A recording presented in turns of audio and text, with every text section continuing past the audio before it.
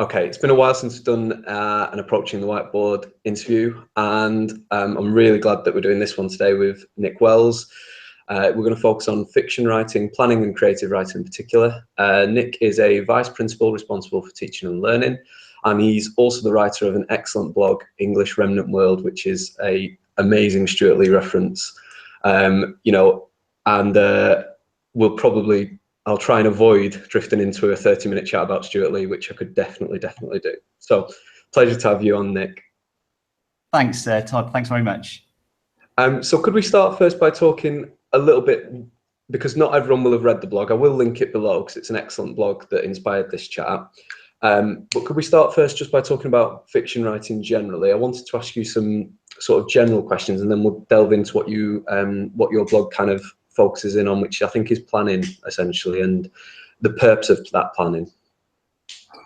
Yeah, I think it's probably worth starting off, Todd, by saying that I'm not actually a creative writer myself. So I do a little bit for fun, but I'm certainly not an author.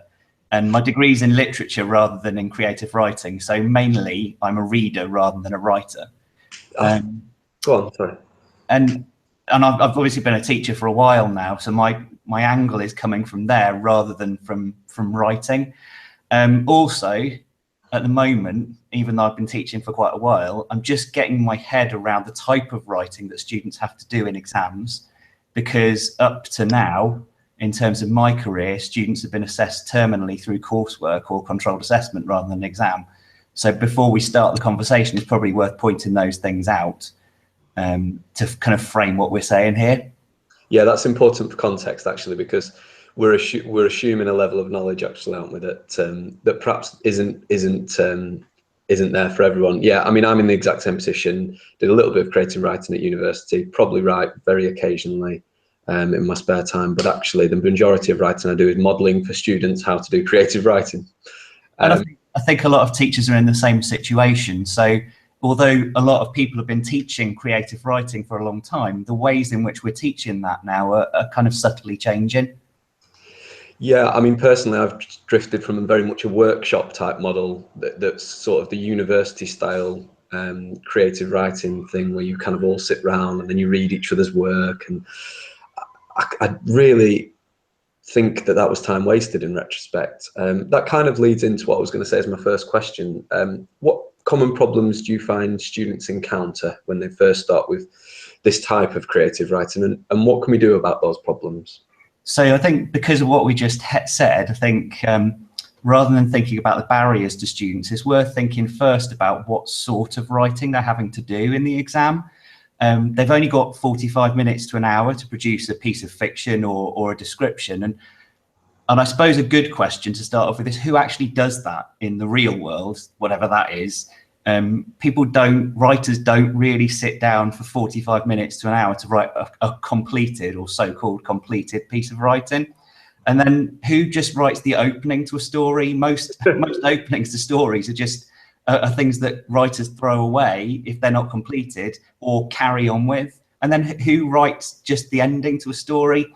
So my initial perspective on writing in an exam is who does that, and where might you find examples of that would show success, to then unpick what the barriers are to those students who are struggling with it. And Louisa Enston, I don't know if you've come across her on Twitter, pointed me in the direction of flash fiction.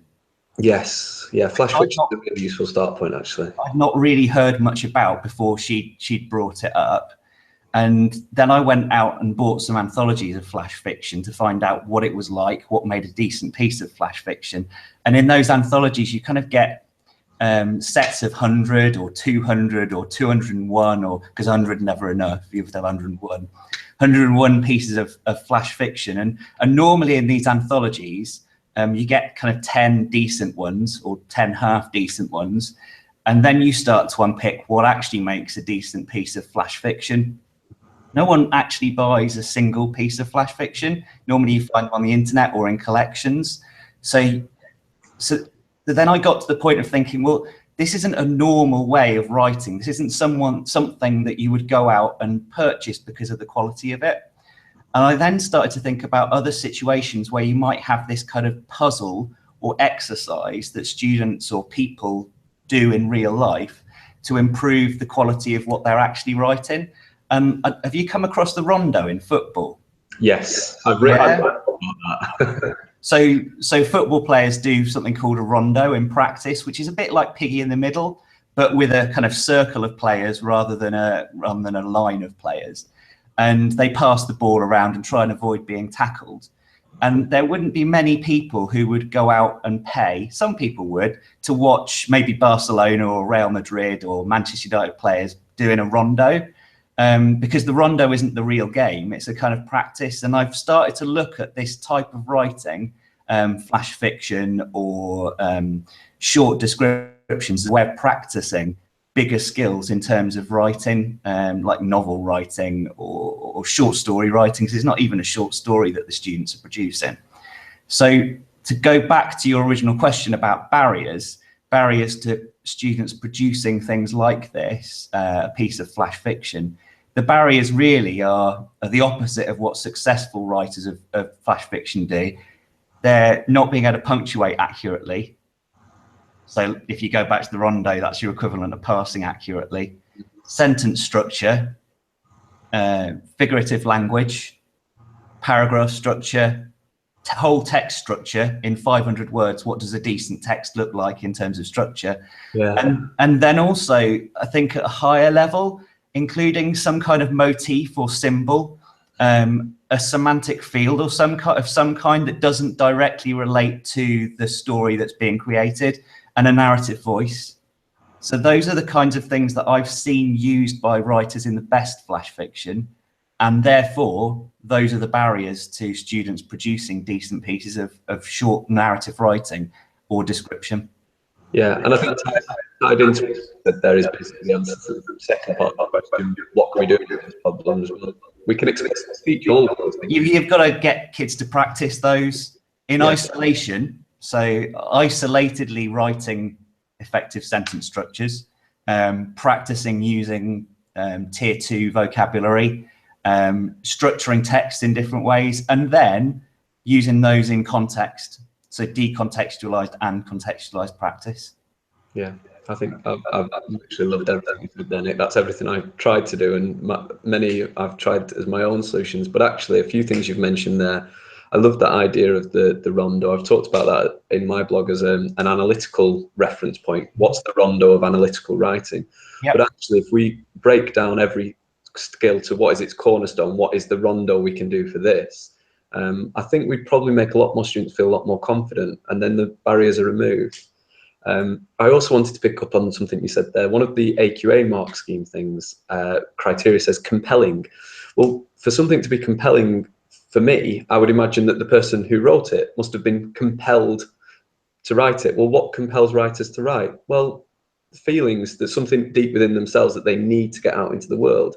I can't remember who said it, but sort of 20th century writer who said, my writing is about trying to explain to the world my strange. And we're not asking students to do that. So the only way around it is to come up with these strategies, I think.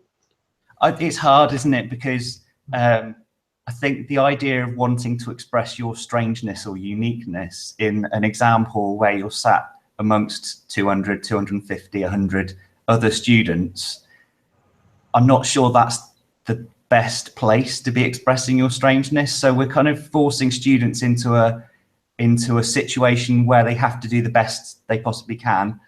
And also the stimulus or the question that's set is not always the best way for them to express their uniqueness. So the more they've had opportunities to practice those different things we've just mentioned, the more likely they are to express at least a small part of their uniqueness.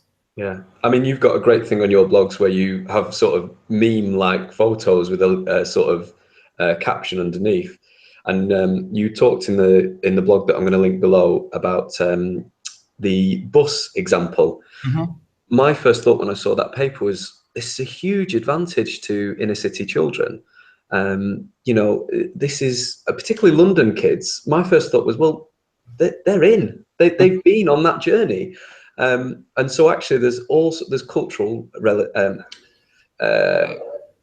how much cultural knowledge you have around the subject. You know, there's obviously experience. Does it say something deep to you? And if not, what are you going to write? You know, I think you're absolutely right. And there's a huge amount of variability in terms of achievement, I think, that we'll see with that particular question. So I think that compelling point is really interesting as well. We've basically answered about 3 questions that I had put in there in one. I've put here, what do you wish you knew as a wide-eyed NQT about teaching creative writing? I don't know if there's anything that triggers you to add, but yeah, I think in terms of that, I think it's easy to kind of beat yourself up, isn't it? That looking back on your NQT year or your trainee year, or even kind of accuse initial teacher training providers or education providers of things they didn't provide to you, because we're encouraged to be reflective practitioners or evaluative practitioners, and that can often end up in kind of beating yourself up over what you didn't realise then, because there's limitations over what you can achieve in those first 2 years. So rather than doing that, when you sent that question through, I thought maybe celebrating some of the things that I've seen our Teach First trainees doing this year. And one of the main things they've started to do that I think is really effective, thinking back to what you've just said about making something compelling, is modeling the process of writing for their students using visualizers. And that wouldn't have been possible when I was an NQT because of the age I am. But actually that's really powerful as a process for students to see what might compel someone to write, even in a situation where you've got the pressure of 45 minutes and maybe a stimulus that doesn't really make you feel like you want to write. So that helps them because they can see what that process might be like, but also what the end product could be. And that helps, I think, develop, if not compelling writing, then certainly more competent writing. But that modeling process, that requires a couple of things. That requires preparation thought. So you need to have spent time planning, though probably less time planning than you would require to plan a lesson that's maybe differentiated in 5 ways. But also it requires a level of competence and confidence from the teacher. So the teacher needs to understand what will make the difference for the students that they're modeling to, and also understand the misconceptions that the students have, which kind of brings me on to the actual question that you asked about my NQT year. And something that I think would have helped me would have been a pack or booklet of what writing looks like in different age ranges. So I don't know if you've seen the work that No More Marking and Daisy Christodoulou are doing at the moment around standards. Yeah. But if I could have seen what a child who is in the EYFS stage and a child in reception year and year 1 and up to year 6 could achieve, that would have helped me to see what the likely misconceptions were in order to improve my modelling for students. Because that's something I think we all do. We used to do it on whiteboards, blackboards, we do it under visualizers now. But if you don't know what that child might be capable of, then it's much harder to stretch them and help them to make their writing compelling when they're sat in an exam hall doing their GCSE in the hot summer with hay fever, having not been on a bus to school that morning. Yeah, I mean, I work in a classroom where John Wolstenholme, who Andy Tharby writes about a lot, used to teach. And in his room, there's resources from probably when he was teaching. He's got these acetates of stories that he's written, and the best thing about them, I pull them out occasionally and show them to students on the whiteboard. Look at all these. This teacher is a really good teacher. He's an amazing teacher. He's a really good writer. And look at all this. He's scribbled out whole lines, paragraphs. What was he thinking? He must have been having a bad day. And then I teased out to them that actually that's what writers do. I use the example of T.S. Eliot and Ezra Pound, where Pound just scrapes across whole pages of Eliot's poetry. And I say, this is 2 writers. And then I show them, well, this is what Ezra Pound then did to his own work. Here's 3 lines that he thinks is a whole poem.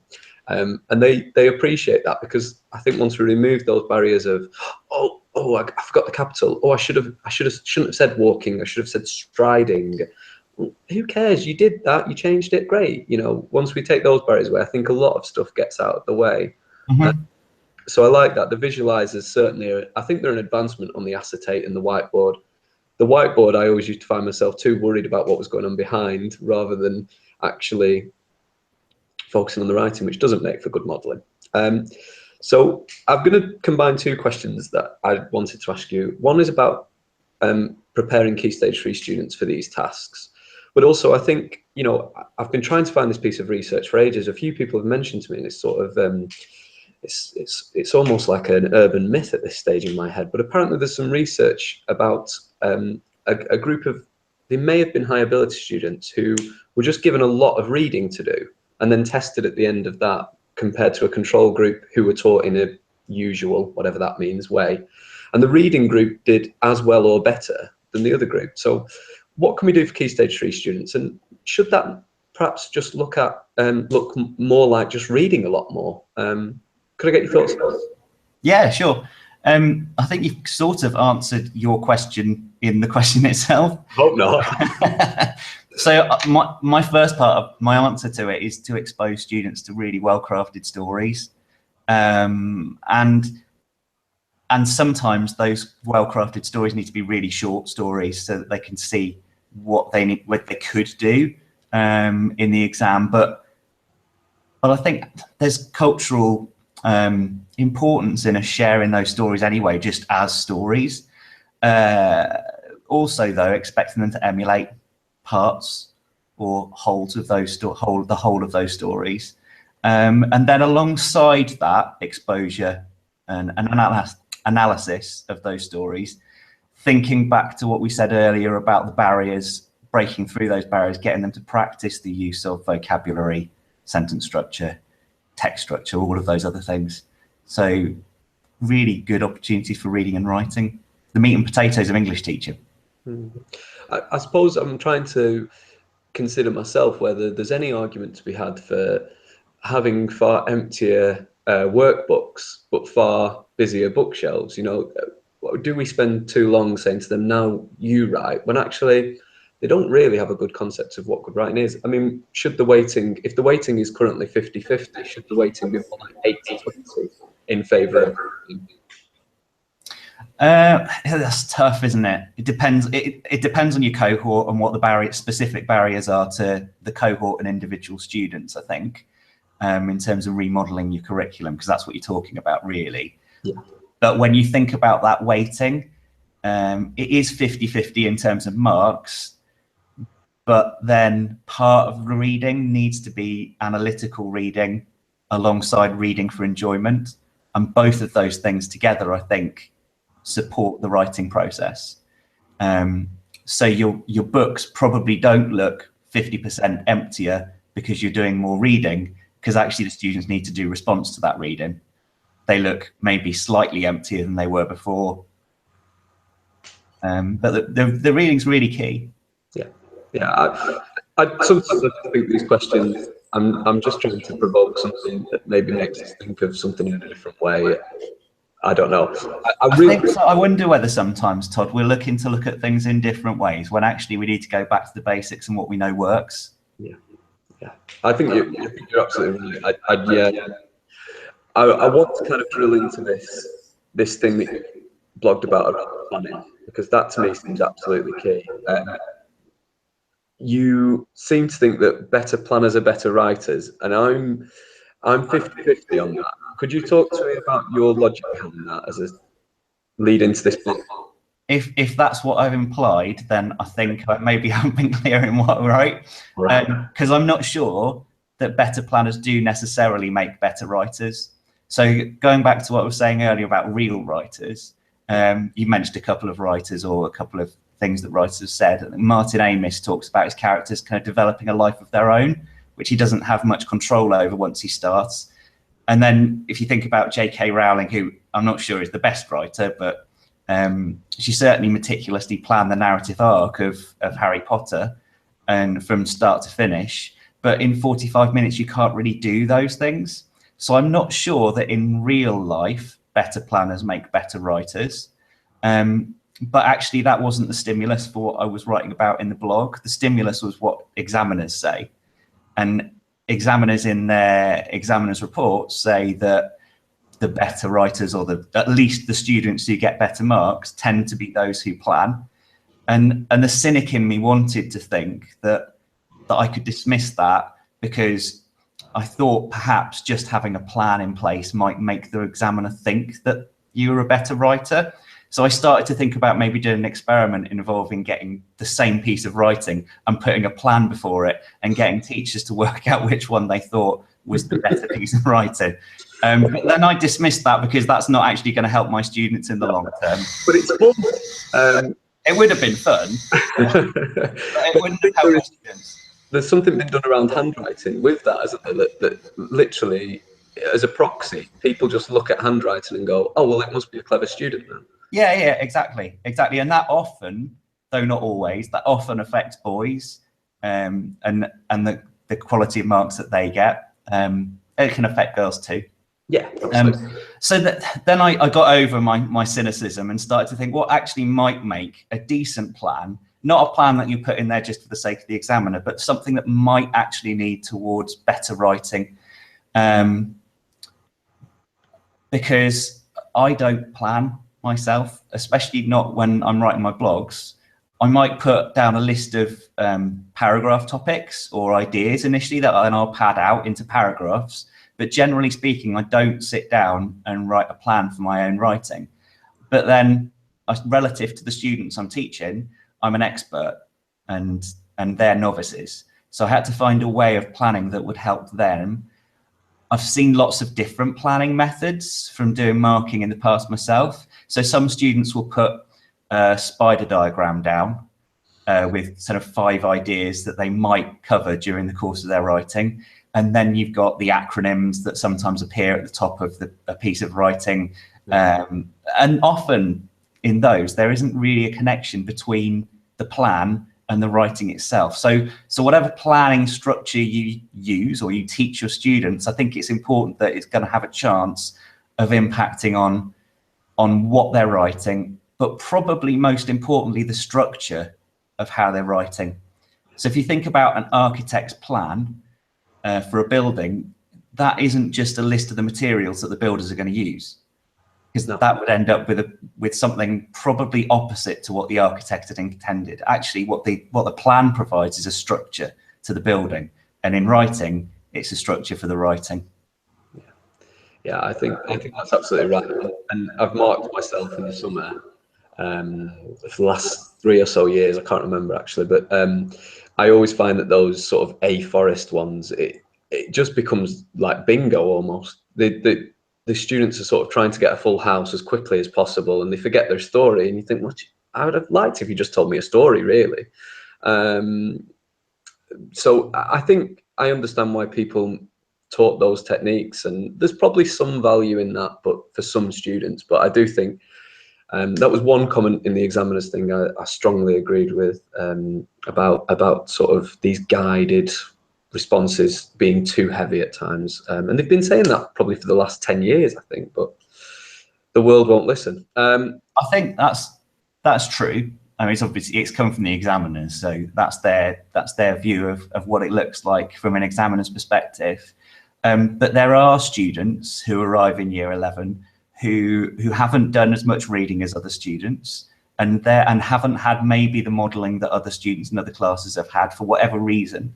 And so part of my strategy came from the perspective of picking up year 11 classes, as I often end up doing, and finding a way that would help them to have a structure that they could use in as many different tasks as they might be faced with, without having the time to be able to present them with as many models as I would like in an ideal world.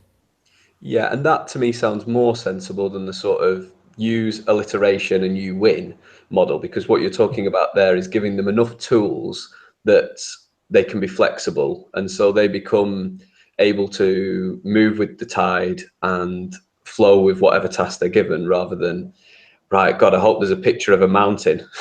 You know, where do you start?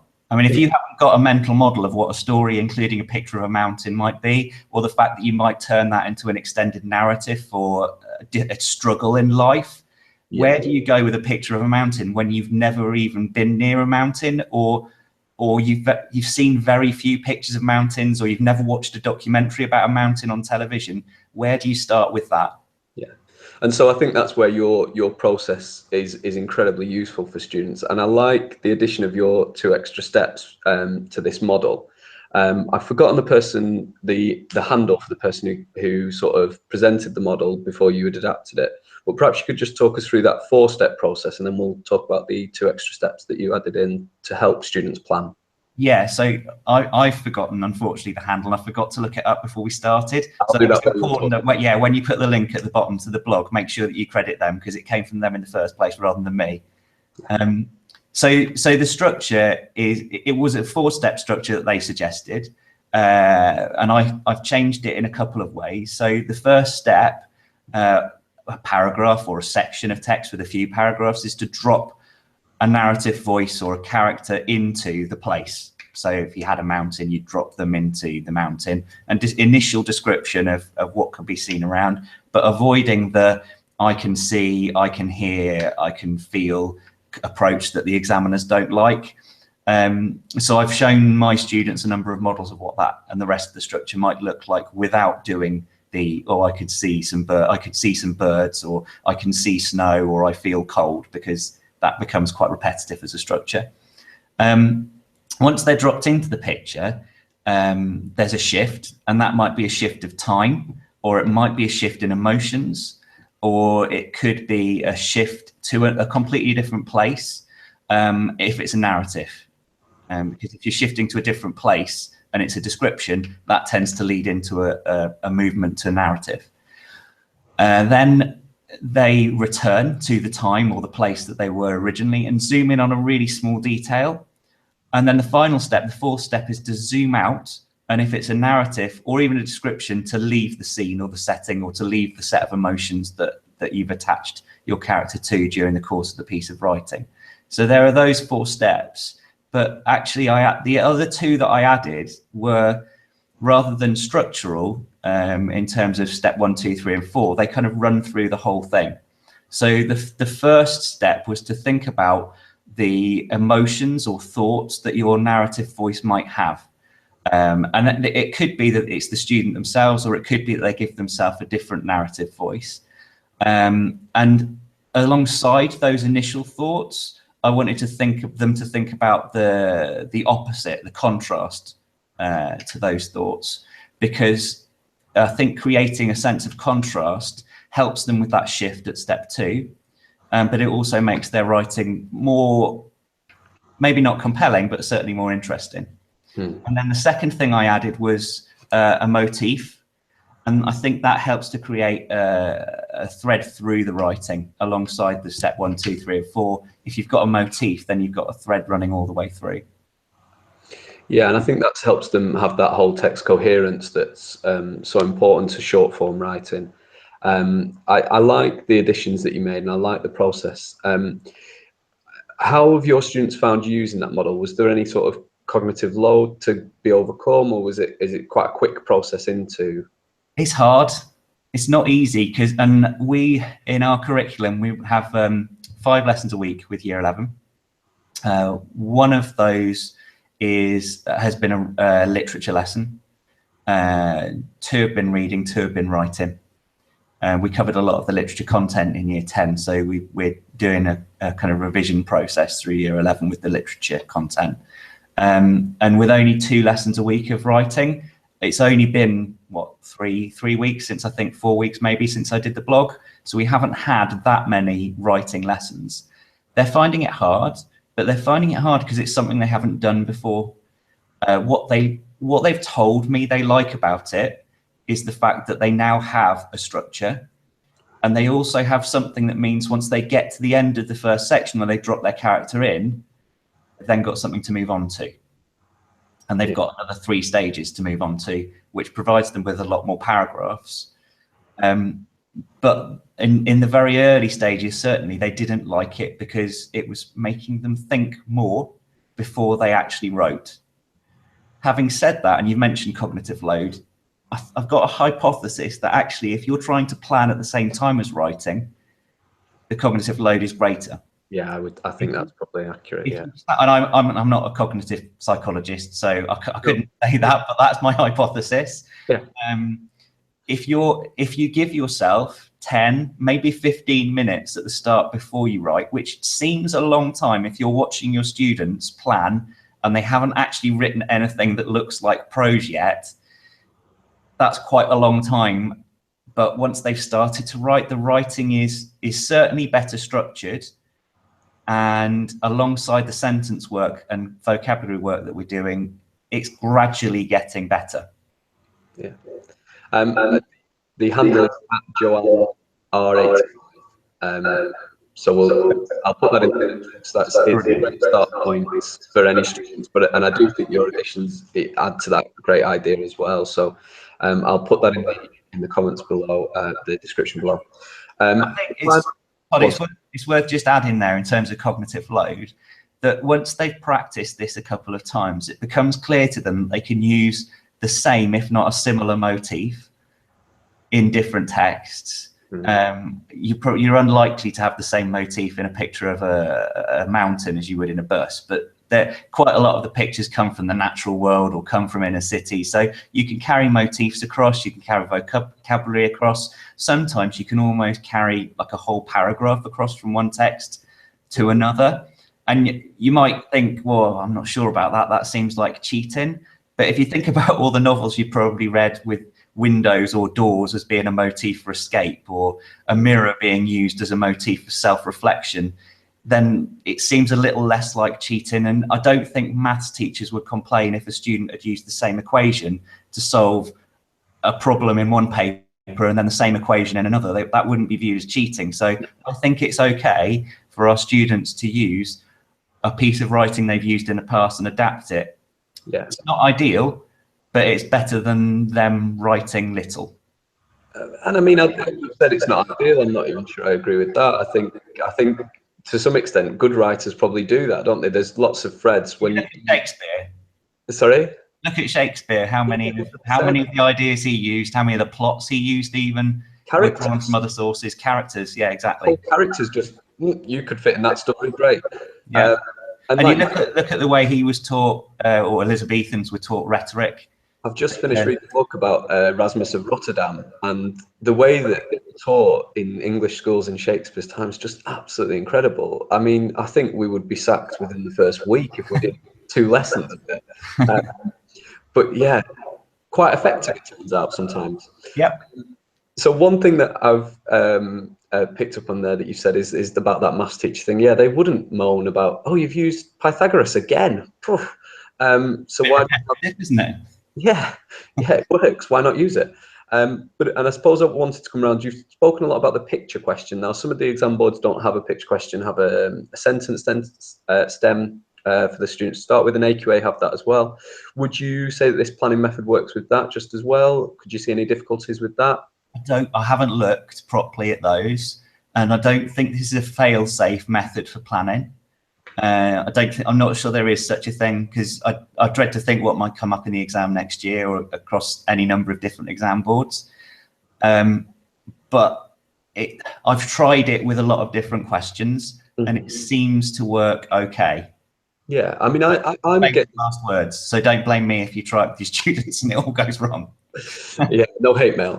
No, yeah, I mean, I'm asking, I suppose, because I could see that there would be a way of combining the 2 methods because AQA offer 2 options, don't they? They offer the picture or the sentence stem. But it could be a narrative or a description, or 2 of either of those. Yeah, so I think it would work. I suppose once the students are comfortable with that planning method, then they're more able to adapt it. So it seems to me like it would have legs. Nick, that's absolutely fantastic, because there's a system that people can hook into there. I think we've spoken about some overarching things that would apply whether you're in your 10th year, your first year, your first lesson, you know, and I think you've given some sort of clues as to the actual use of this as well. I think the blog is an excellent place for people to go to get some more information on that. Is there anything that else that you've kind of picked up on? I was going to mention something that I did recently that I thought was quite successful, which was to as a support structure, to give them 10 vocabulary words that you teach explicitly that would really support that piece of writing specifically. And you again start to find patterns with the vocabulary. Was there anything else you thought you'd add? You'd like? So when we do something similar, we do a vocabulary exercise at the start of each lesson, and then that weaves through. And so that's just been fairly basic this term, and we're beginning to build those into different sentence structures next half term. The structure strips that people have been putting together and sharing on Twitter, I think there's some possible mileage in those. Which is a similar method, really, isn't it? It's providing students with a structure that they practice, so that when they go into a strange context, then they can use those from memory. Yeah, so having explicit things that the students can memorize, whether you put them in the margin or you put them at the start of the lesson, or there's something that you repeat frequently, but a hook in for students so that they can, even if they don't feel compelled to write, they have something compelling them. Yeah. I think is excellent. I think that's excellent advice. And thank you very much, Nick. Thank you. No trouble. Nice to chat. Yeah.